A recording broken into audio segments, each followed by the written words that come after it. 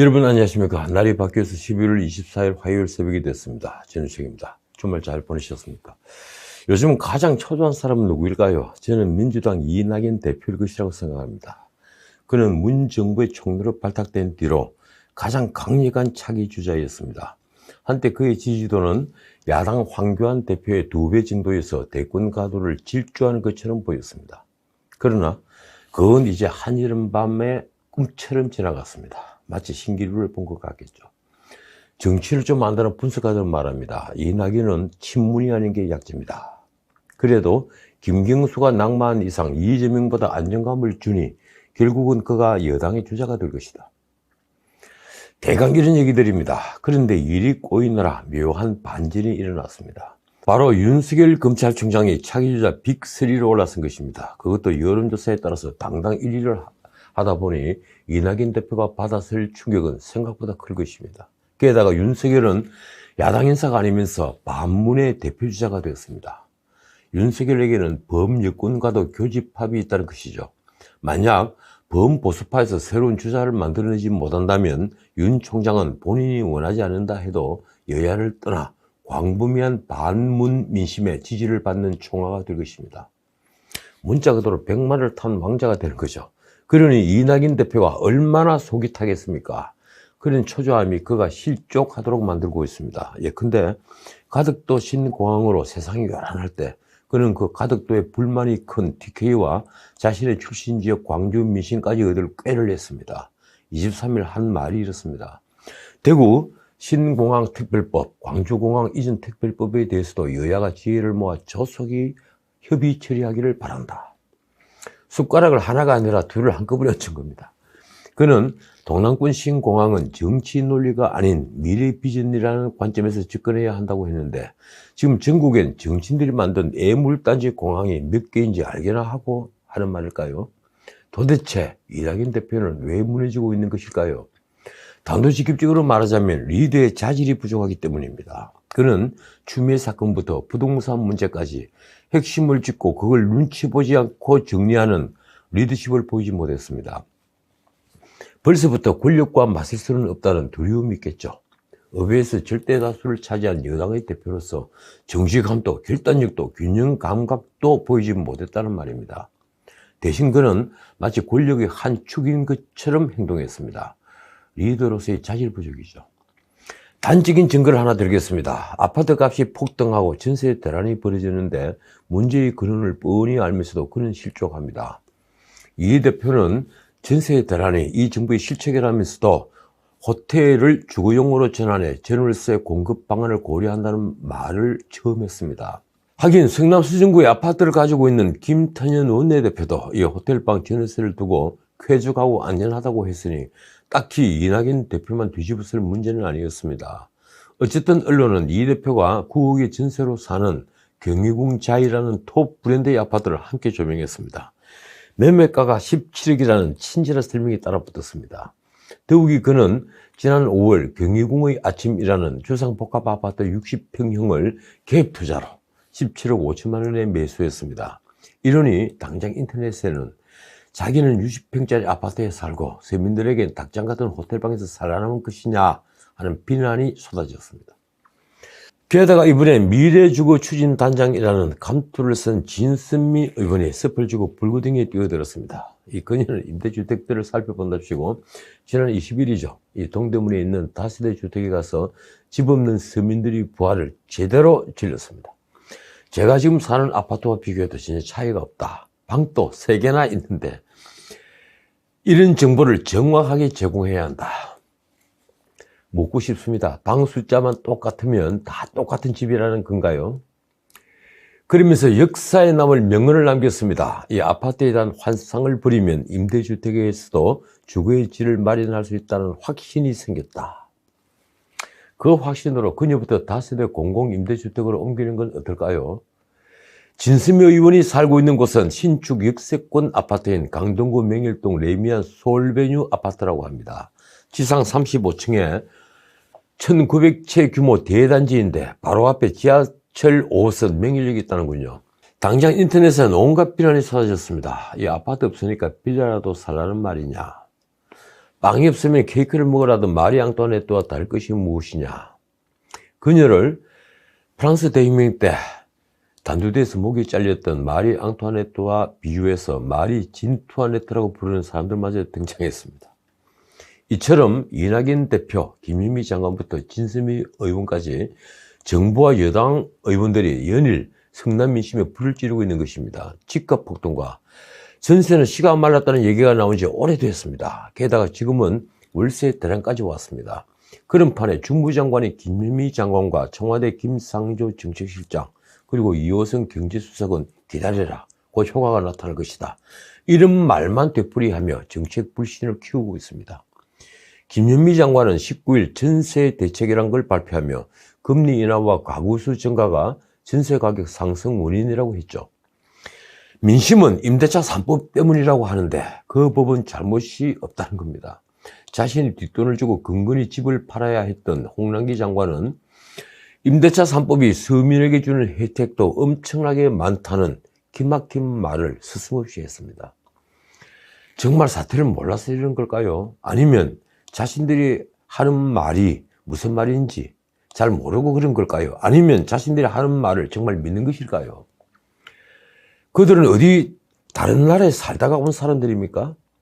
이 판에 이제 내놓고 아파트에 대한 환상을 버리라고 하니 듣는 이만 복장이 터지는 겁니다.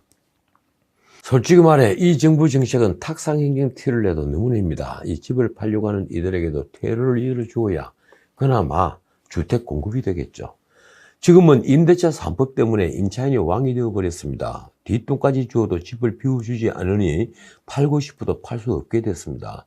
임차인도 그럴 수밖에 없는 게 집을 비워주고 같은 돈으로 갈 곳이 없게 된 것이죠. 게다가 이번 주에 던져질 종부세 폭탄은 그나마 근근히 숨쉬고 있는 집 가진 중산층과 정부 시책에 맞추어 임대주택 사업을 시작했던 순진한 중산층들을 때리잡을 겁니다. 공시지가부터 엄청나게 올려놓았으니 그럴 수밖에 없죠. 기업 투자를 막겠다면서 멀쩡한 양민들을 학살하는 셈이 된 겁니다. 시장의 요구와 동떨어진 부동산 정책이 근본적인 문제라는 것을 권력만 모르고 있는 것입니다. 자, 이런 판에 재밌는 뉴스가 떴더군요. 이달 초 청와대가 임명한 차관급 인사 12명 가운데 6명에서 7명이 세종시의 공무원 특별 공급 아파트를 분양받은 뒤에 한 번도 실거주하지 않고 팔았다는 뉴스입니다. 6명에서 7명이라고 한 것은 청와대 분이 한 분이 있기 때문입니다. 이들은 세종시 아파트를 왜 팔았을까요? 서울 강남을 비롯해 수도권에 똘똘한 한 채를 남겨두고 세종시에는 차관급에 제공되는 관사에 살면 되기 때문입니다. 관사도 아파트죠. 솔직히 말해 아이들 교육 문제도 있으니 이걸 나무라고 싶지도 않습니다. 할 수만 있다면 위장 진입이라도 하는 판인데 누군들 세종시 집을 두고 서울 아파트를 팔고 싶겠습니까? 그러나 적어도 청와대가 앞장서서 1주택 공직자라고 홍보는 말아야 하지 않겠습니까? 세종시 공무원 특별 분양은 경쟁률이 2에서 3대1 정도에 불과했고 수도권에 집이 있어도 청약이 가능했으며 취득세도 면제하거나 거의 깎아줬다고 합니다. 더욱이 2년간 이주지원금 480만 원도 줬다고 하는군요. 어쨌든 집값 문제로 온 나라가 뒤숭숭해지자 야당도 대안 마련에 나서는 모양입니다. 김종인 위원장이 부동산 정책에 대한 실질적인 대안과 비전을 마련하라고 했다는군요. 국토부 차관 출신인 김희국 의원과 도시계획 전문가라는 김연아 의원이 총대를 맨 모양입니다. 글쎄요, 아직까지 당에서 부동산 대책안을 마련하지 않았다는 말인가요? 그게 그렇게 어려운 일이었습니까? 그러면 아무런 대안도 없이 정부 여당의 부동산 3법을 비판만 해온 것입니까? 자, 이번엔 다시 추미애 장관 얘기입니다. 추 장관이 윤석열 검찰총장이 검찰이 특수활동비를 주머니 돈처럼 사용했다는 의혹을 제기했는데 그 뒤에 법무부가 검찰 특활비 중에 10억 원 가량을 가져다 썼다는 게 드러나면서 누가 주머니 돈처럼 썼는지 논란이 벌어졌죠. 추 장관은 지난 6일 대검 감찰부에 감찰을 지시하기까지 했습니다. 그런데 그게 또 부메랑이 됐습니다. 심재철 법무부 검찰국장이 지난 10월 검찰 간부 20여 명에게 1인당 50만 원씩 약 1,000만 원을 경력금 명목으로 그것도 현찰로 지급한 것으로 드러난 것입니다. 심검찰국장은 10월 14일 법무연수원 용인분원에서 2021년 신임검사 역량평가의 면접위원으로 참여한 일선 차장검사, 부장검사들과 오찬을 할 계획이었는데 당일 일정을 취소하고 대신 면접위원 20여 명에게 50만 원씩 격려금을 주었다는 것입니다. 물론 특수활동비에서 나간 돈입니다. 해당 격려금은 출장비나 면접수당도 아닌 심재철이라는 이름이 적힌 별도의 금일봉기였다고 하는군요. 그러니까 수사활동이나 정보 취득을 위한 비용은 절대 아닌 것입니다. 심재철 국장은 추장관 취임 후 검사장으로 승진해서 핵심 요직인 대검 반부패부장을 거쳐 법무부 검찰국장에 임명되었죠. 검찰 빅5 자리입니다. 언론은 대표적인 친여 성향 검사로 꼽고 있습니다.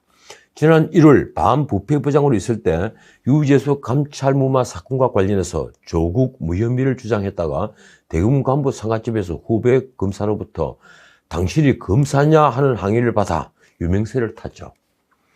이날은 용인분원에 근무하던 한동훈 검사장을 충북 진천의 법무연수원 본원으로 쫓아보낸 원포인트 좌천 인사가 있었던 날이었습니다. 어떻든 20여 명에게 준 이 격려금 봉투는 2017년 4월 이영렬 서울중앙지검장과 안태근 당시 검찰국장이 지검과 검찰국 간부들과 서초동에서 저녁 식사를 하면서 서로 상대방 소속 검사들에게 70만 원에서 100만 원씩 든 격려금 봉투를 준 것과 무엇이 다를까요? 이영렬 지검장은 격려금이라고 했지만 문 대통령은 그해 5월 엄정히 조사하라며 감찰을 지시했고 법무부와 대검 합동 감찰 결과에 따라 이 지검장은 면직이 되고 김영란법 위반 혐의로 기소까지 되었습니다. 재판을 받았죠. 이후 대법원에서 무죄가 확정됐고 면직 처분 취소 소송에서도 승소한 이 지검장은 지난해 검찰에 복직을 한 뒤에 하루 만에 사표를 썼습니다. 어떻든 검찰 특수활동비는 기밀을 유하는 수사와 정보 취득에 쓰는 돈입니다. 이걸 격려금으로 썼다면 명백히 목적의 사용으로 횡령이 되고 국고 손실이 되겠죠. 전 정부에서 국고 손실로 재판을 받은 사람이 어디 한두 명입니까? 추 장관은 이 문제를 어떻게 처리할까요? 문 대통령은 이 문제에 대해서는 감찰을 지시하지 않고 그냥 넘어가는 겁니까? 이 또한 내로남불로 넘어가는 것인가요? 그렇지 않아도 부동산 문제 등 연일 문제가 터지고 있는데 대통령은 보이지 않고 오로지 광을 팔 때만 보인다는 비아냥이 정치권에서 나오고 있습니다. 조국 전 장관도 이절만 하면 뉴스를 만들어냅니다. 입이 근질거리는 모양이죠. 이번에 문제의 가덕도 공항에 또 거들고 나섰습니다. 가덕도 공항 이름을 노무현 국제공항으로 하자고 SNS에 글을 쓴 겁니다. 노무현 인터내셔널 에어포트입니다.